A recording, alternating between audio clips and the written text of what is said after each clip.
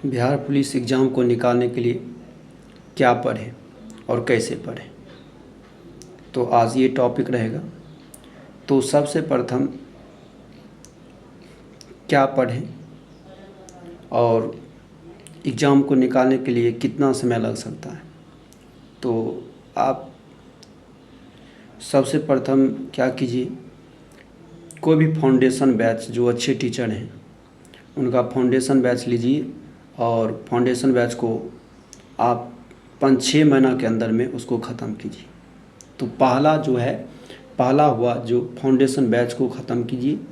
5-6 महीना 7 महीना जो भी समय लगता है, लेकिन ज़्यादा समय नहीं लगाइएगा और उस फाउंडेशन बैच को ख़त्म कीजिए और उसका जो नोट्स है उसको पढ़िए, 1-2 बार पढ़ लीजिए।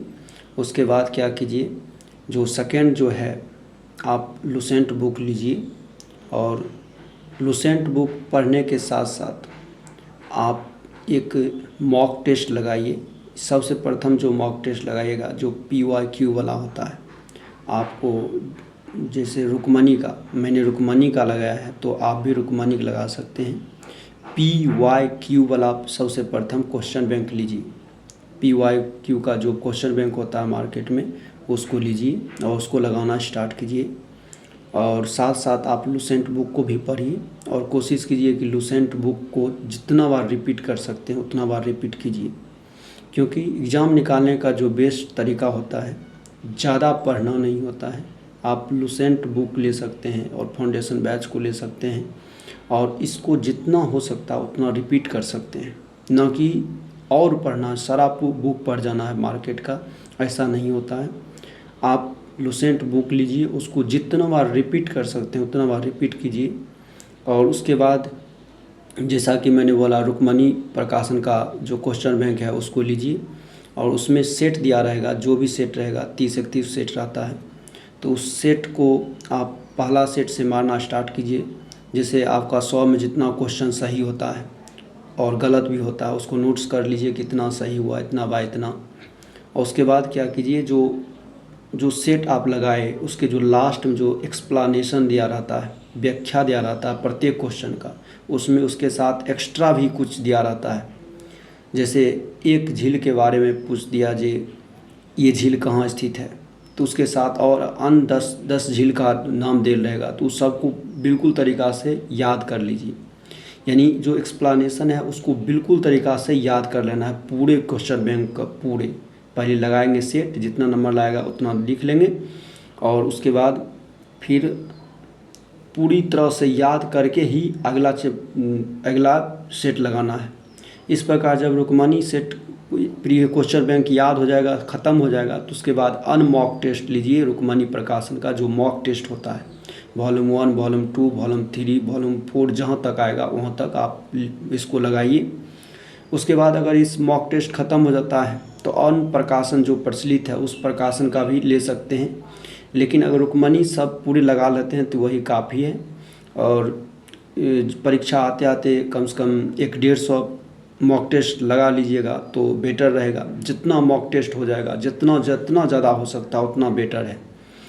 तो इस तरह से आपको पढ़ाई करना है और जितना हो सके उतना पढ़िए दिन में। ज़रूरी नहीं है कि 8 घंटा पढ़े, 10 घंटा पढ़े या 5 घंटा पढ़े, जितना क्षमता लगता है उतना घंटा आप पढ़िए दिन में।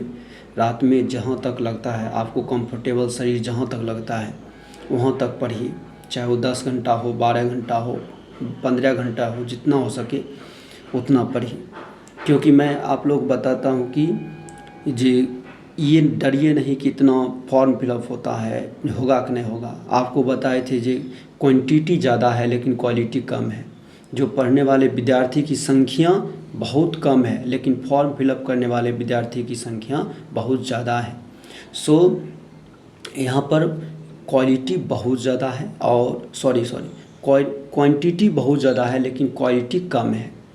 इसका मतलब बताए थे अगर 20 लाख पढ़ने वाला है तो 20 लाख फॉर्म फिलअप करता है तो उसमें मात्र 1.5 से 2 लाख बच्चा है जो पढ़ता है और उसमें भी 1 लाख अंदर होगा जो बहुत सीरियस पढ़ता है। तो इससे डरिए नहीं।